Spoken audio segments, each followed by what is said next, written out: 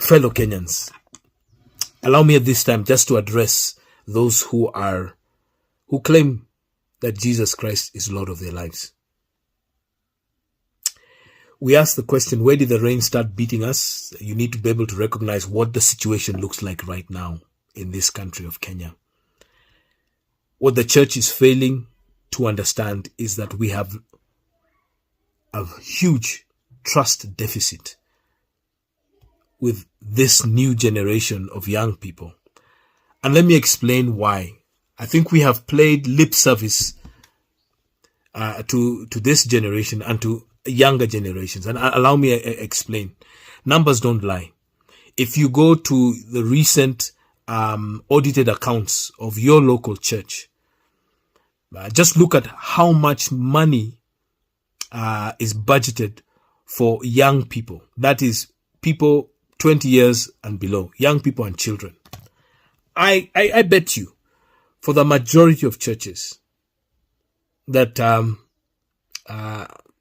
I'd say a majority of churches, that not much goes to that. Yet, the median age of Kenya is 19 years of age. And if we just transfer that to your local church, I would not be surprised that a majority of the people who come to your church are children and young people. But your average church does not put much money to that. That's the first indictment. We don't recognize the place of investing in young people, in their growth, in their leadership, and in their discipleship. That's one. Number two, the church focuses more on numbers than on people. How many people came to church?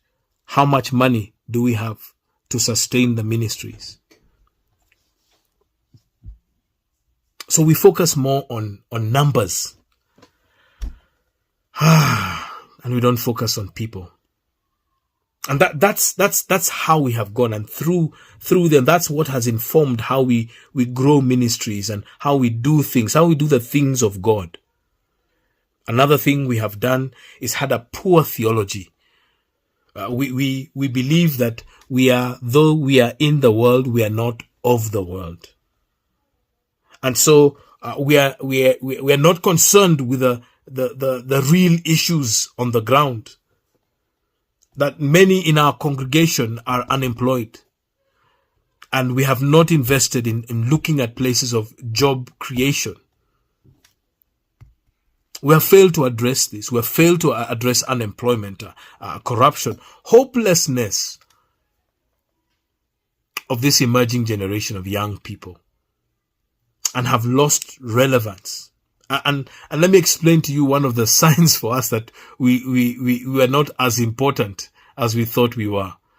During COVID, when everything was shut down, it was only those who were given essential services. The church was not seen as essential.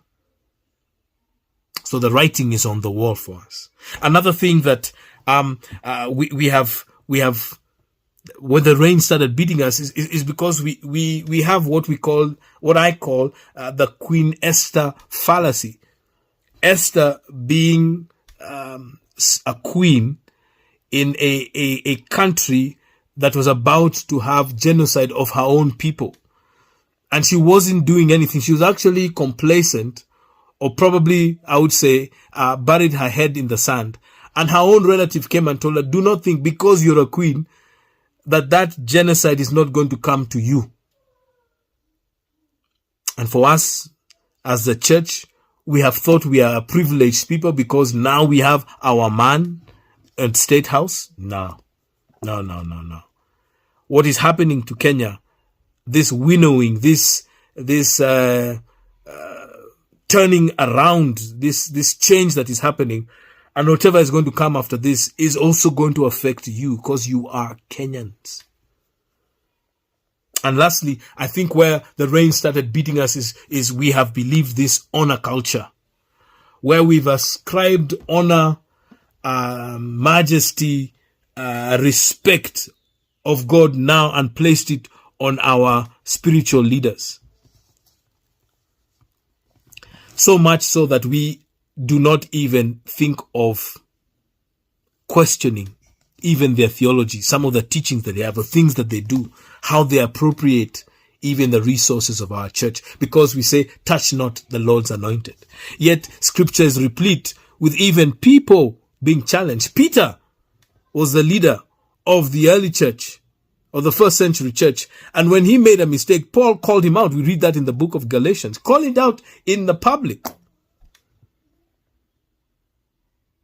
And so that's where the rain started beating. This is not exhaustive, but these are the things that I'm reflecting on. God have mercy. We have a trust deficit, church, with this emerging generation. Somehow we need to build it. And it's not going to come overnight. It's going to take years. Lord have mercy.